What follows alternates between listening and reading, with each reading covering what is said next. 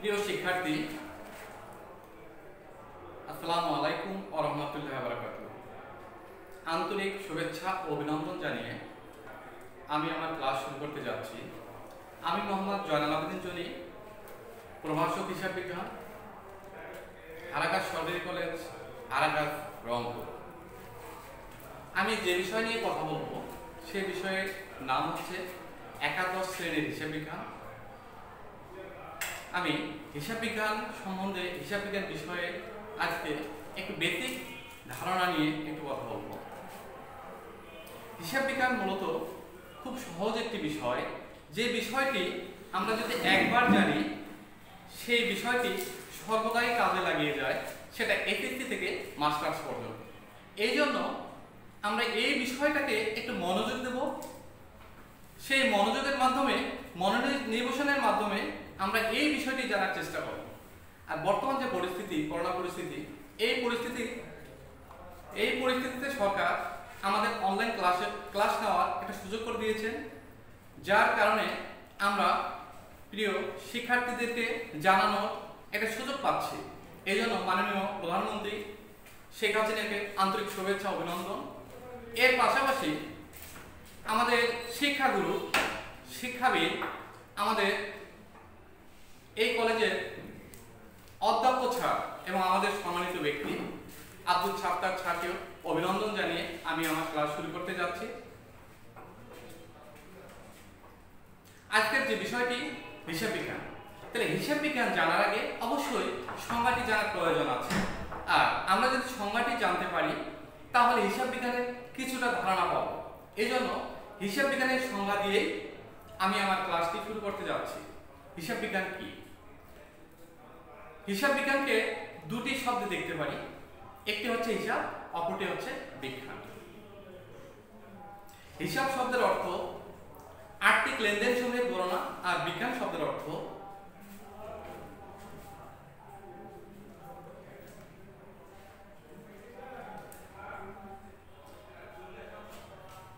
লেনদেন সমূহ লিপিবদ্ধকরণ, শ্রেণীবিন্যাসকরণ বা লেনদেন সমূহ শ্রেণীবিন্যাসকরণের মাধ্যমে, বিশ্লেষণের মাধ্যমে বিশেষ চিন্তা জ্ঞান।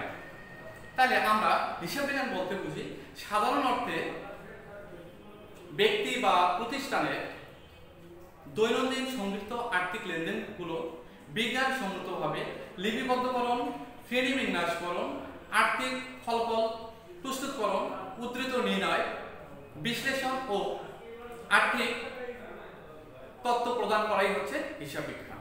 তাহলে প্রিয় শিক্ষার্থী, তাহলে হিসাব বিজ্ঞানটা খুবই একটা সহজ বিষয়, যে হিসাব বিজ্ঞানের সংজ্ঞাটি খুব সুন্দর।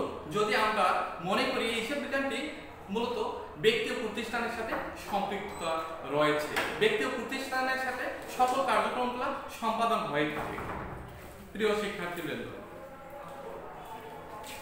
আজকে সংজ্ঞাটির পাশাপাশি আজকে যে বিষয়টি আলোচনা করব সেই বিষয়টি হচ্ছে হিসাব বিজ্ঞানের সূত্র বা হিসাব সমীকরণটি কি, সংক্ষিপ্ত আলোচনা করব। তাহলে আমরা জানি হিসাব বিজ্ঞানের সূত্রটি A সমান L প্লাস OE, এতে L তে লায়াবিলিটি প্লাস OE তে অনার্স ইকুইটি। তাহলে এর বাংলা অর্থ হচ্ছে সম্পদ সমান দায় প্লাস মালিকানা সত্ত্ব। এটা পূর্ণরূপ হচ্ছে A সমান L প্লাস অনার্স ইকুইটিতে আমরা যেটা পাচ্ছি C plus R minus E minus D।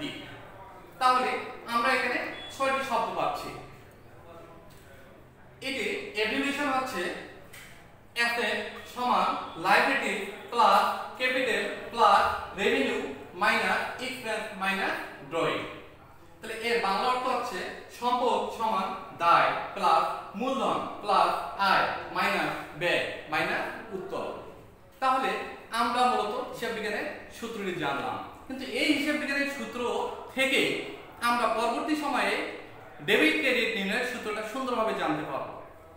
তবে আমরা যদি এই সূত্রটি সুন্দরভাবে জানতে পারি তাহলেই না আমাদের পক্ষে খুবই সহজ হয়ে দাঁড়াবে। আর আমরা যদি এটি সেভাবেই মনোনিবেশের মাধ্যমে, মনোযোগের মাধ্যমে যদি না জানি তাহলে ডেবিট ক্রেডিট নির্ণয়ের সূত্রটা আমরা সুন্দরভাবে জানতে পারবো না। তাহলে আজকে আমি এই 6টি বিষয় 6টি শব্দ নিয়ে কথা বলবো, সংক্ষিপ্ত একটা ধারণা দেব, যেটা তোমাদের অতি প্রয়োজনীয় একটা জিনিস।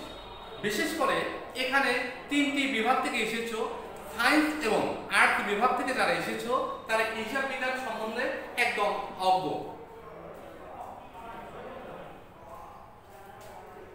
তাহলে তোমরা তো জানো না যে হিসাব বিজ্ঞানটা কি এবং হিসাব বিজ্ঞানের যে অঙ্কগুলো আমাদের করতে হবে এটা কিভাবে করতে হবে। এই জন্য তোমাদের শুরুতে যে বিষয়টা জানা প্রয়োজন, হিসাব বিজ্ঞানের সূত্রটি এবং সম্পূর্ণ রূপটি, এবং এর মধ্য দিয়ে যেটা জানা প্রয়োজন তোমাদের সম্পদগুলো কি। এখন সম্পদগুলো ডেবিট ক্রেডিট নির্ণয়ের ক্ষেত্রে সম্পদ কোনগুলো সেটা যদি তোমরা না জানো তাহলে ডেবিট ক্রেডিট কিভাবে নির্ণয় করবা। সেভেন, যদি তোমরা দায় সম্বন্ধে না জানো তাহলে কিভাবে তোমরা ডেবিট ক্রেডিট নির্ণয় করবা। তোমরা যদি অনার্স ইকুইটি মালিকানা সত্ত্ব সম্বন্ধে না জানো তোমরা ডেবিট ক্রেডিট কিভাবে নির্ণয় করবা। এই জন্য এই 3টি বিষয় তোমাদের জন্য খুবই একটা গুরুত্বপূর্ণ বিষয়। এই 3টি বিষয়ের মাধ্যমে তোমাদের ডেবিট ক্রেডিট নির্ণয়ের সূত্রগুলো অতি সহজ করে দিবে। তাহলে একটু আলোচনা করি আমরা। সম্পদগুলো কি এটা আমাদের জানা কি প্রয়োজন কিনা শিক্ষার্থীবৃন্দ? অবশ্যই জানা প্রয়োজন। আমরা যদি সম্পদগুলো সম্বন্ধেই না জানি আমরা কিভাবে সম্পদ বৃদ্ধি হ্রাসের নিয়ে কথা বলবো। এই জন্য আমাদের অবশ্যই সম্পদ নিয়ে কথা বলা অবশ্যই প্রয়োজন আছে, জানতে হবে এবং এই বিষয়ে শিখতে হবে।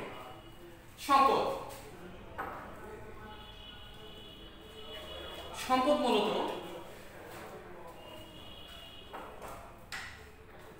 আমরা কয়েকটি শ্রেণীতে পেয়ে থাকি। একটু প্রতিটি শ্রেণী একটু একটু করে কথা বলবো। যেমন প্রথম হচ্ছে বাস্তব সম্পদ, যেটাকে ইংলিশে বলে ফিজিক্যাল অ্যাসেট। বাস্তব সম্পদগুলো কি? এই বাস্তব সম্পদগুলো হচ্ছে দৈনন্দিন জীবনে তড়িৎযোগ্য, চিহ্নযোগ্য, স্পর্শযোগ্য।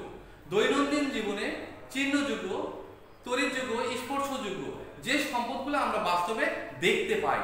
যেমন ল্যান্ড, আমরা যে স্থানে দাঁড়িয়ে আছি এটা হচ্ছে ল্যান্ড মানে ভূমি। বিল্ডিং, আমরা যে দেওয়ালের মধ্যে আবদ্ধ আছি এটা কি বিল্ডিং, দালান কোঠা। ইকুইপমেন্ট, যন্ত্রপাতি। ফার্নিচার, আসবাবপত্র। মোটর কার, মোটর গাড়ি। ক্যাশ, নগদ টাকা, ইটিসি। তাহলে এই সম্পদগুলো আমরা বাস্তবে দেখতে পাই, স্পর্শ করতে পারি, এই জন্য এই সম্পদের নাম হয়েছে বাস্তব সম্পদ। প্রিয় শিক্ষার্থী, তোমরা অবশ্যই বাস্তব সম্পদ সম্বন্ধে একটু হলেও জ্ঞান পেয়েছো, যেটা তোমাদের বাস্তবে কাজে লাগবে। এরপরে বাস্তব সম্পদের পরে যে সম্পদটি আসতেছে ভবিষ্যতে প্রাপ্য টাকা গ্রহণের অধিকার, right for receiving payment in future. ভবিষ্যতে প্রাপ্য টাকা গ্রহণের অধিকার, এটা কি ধরনের সম্পদ প্রিয় শিক্ষার্থী সেটাও তোমাদের জানার প্রয়োজন আছে। খরিদ্দার বা কর্মচারীর নিকট থেকে বর্তমানে বা ভবিষ্যতে পাওয়া যাবে এরকম অর্থকে ভবিষ্যতে প্রাপ্য টাকা গ্রহণের অধিকার একটা সম্পদ হিসাবে ধরা হয়। সেটা আবার কি ধরনের সম্পদ? প্রিয় শিক্ষার্থী, তোমরা এসএসসি পর্যায়ে যারা কমার্স পর্যায়ে ছিলা তোমরা অবশ্যই সেই বিষয়ে জানো। প্রাপ্য হিসাব, অ্যাকাউন্ট রিসিভেবল, নোট হিসাব, note receivable, advance to employee, অগ্রিম বেতন প্রদান। প্রিয় শিক্ষার্থী, একটা एग्जांपल দিচ্ছি। প্রতিষ্ঠান যদি কোনো পণ্য কোনো খরিদ্দারের নিকট বাকিতে দিয়ে থাকে, যে অর্থটা পুনরায় বর্তমানে বা ভবিষ্যতে কোম্পানিতে ওই অর্থটা চলে আসবে, এটাই হচ্ছে কি এক ধরনের সম্পদ। এটাকে আমরা বলে থাকি প্রাপ্য হিসাব। আরেকটা বলি অগ্রিম বেতন, অ্যাডভান্স টু এমপ্লয়ি, অগ্রিম বেতন। যদি কোনো কর্মচারীকে তার বেতন বা প্রভিডেন্ট ফান্ডের একটা অর্থ অ্যাডভান্স হিসেবে দেওয়া হয়, তার প্রয়োজন ক্ষেত্রে সে অর্থটা পুনরায় কোম্পানিকে ফিরে দেয়, এটা কোম্পানির এক ধরনের সম্পদ। এই সম্পদগুলা কোম্পানি কি সাময়িক বাকিতে দিচ্ছে। সাময়িক কি সাময়িক একটা যে অর্থটা দিচ্ছে প্রভিডেন্ট ফান্ড বা তার বেতন থেকে, যে অর্থটা কোম্পানিকে আবারও দিতে বাধ্য, এটা এক ধরনের সম্পদ। প্রিয় শিক্ষার্থী, তাহলে আমরা দুটি সম্পদ নিয়ে কথা বললাম। তৃতীয় সম্পদটি হচ্ছে প্রাপ্য সেবা গ্রহণের অধিকার। তাহলে প্রাপ্য সেবা গ্রহণের অধিকারটা কি? আমরা মূলত জানি জনহিতকরণ সংস্থা বা বীমা কোম্পানি অগ্রিম টাকার বিনিময়ে বীমাযোগ্য স্বার্থ একটা কোম্পানিকে প্রদান করে থাকে বা দাবিযোগ্য স্বার্থ প্রদান করে থাকে। এটাই হচ্ছে ভবিষ্যতে প্রাপ্য সেবা গ্রহণের অধিকার। প্রাপ্য সেবা গ্রহণের অধিকারটা কি রকম? যেমন আমরা মূলত জানি প্রিপেড ইন্স্যুরেন্স আনএক্সপায়ারেড। একটা এক্সাম্পল দিচ্ছি। প্রিপেড ইন্স্যুরেন্স হচ্ছে অগ্রিম বীমা, আনএক্সপায়ার রেট হচ্ছে অনুত্তীর্ণ মূল্য। তো অগ্রিম বীমাটা কি? আমরা মূলত জানি একটা প্রতিষ্ঠানের আর্থিক ঝুঁকি এড়ানোর জন্য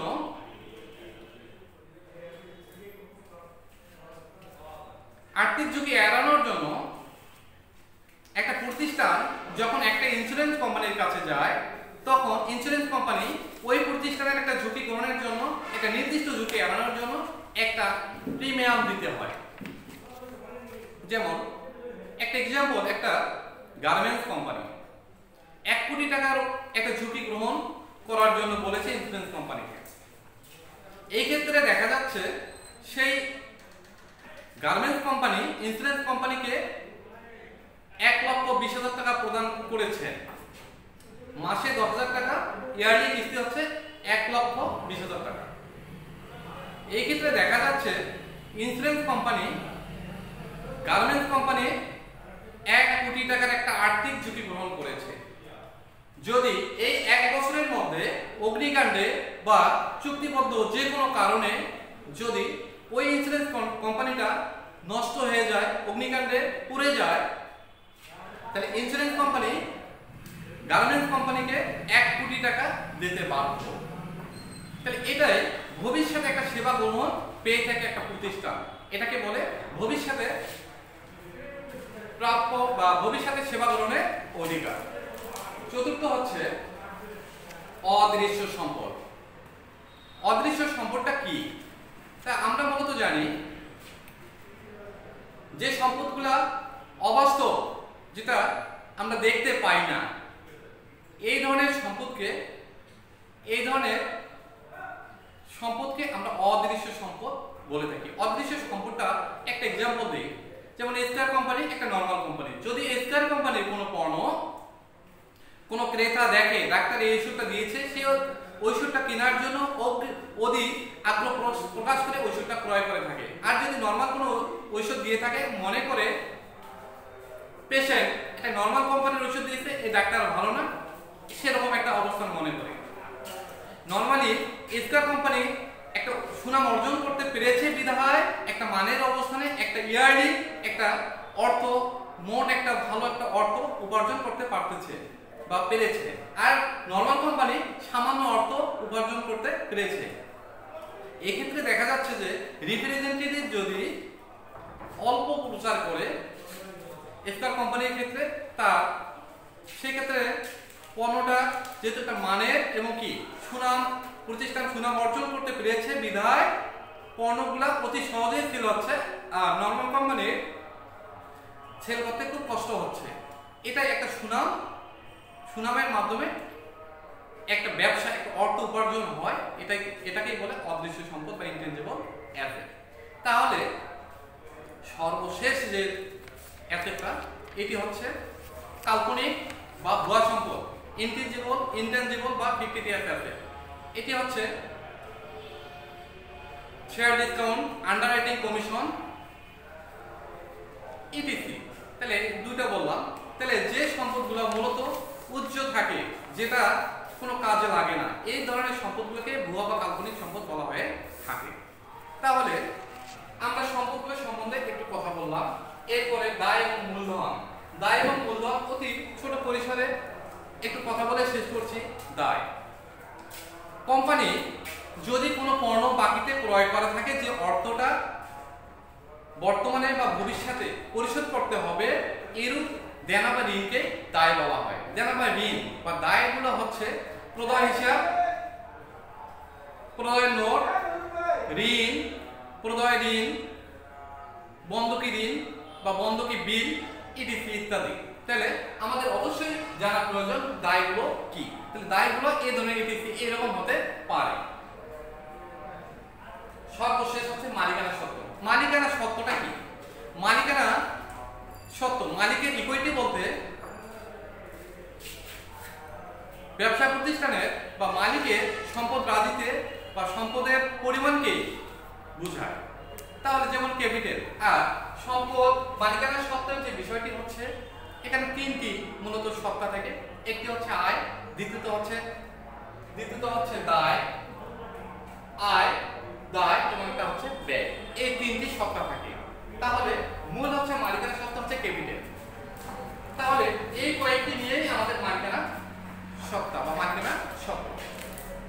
প্রিয় শিক্ষার্থীবৃন্দ, এরপরে আমরা এই সূত্রটি নিয়ে ডেবিট ক্রেডিট নির্ণয়ের সূত্রটি আলোচনা করব। এই বিষয়টি একটু মনোযোগ সহকারে দেখো এবং শুনে বোঝার চেষ্টা করো, তাহলে তোমরা ডেবিট ক্রেডিট নির্ণয়ের সূত্রটা অতি সহজেই বুঝতে পারবে। তাহলে তোমাদের হিসাব বিজ্ঞানের প্রতিটি পর্যায়ে অঙ্কগুলো করা খুব সহজ হয়ে দাঁড়াবে।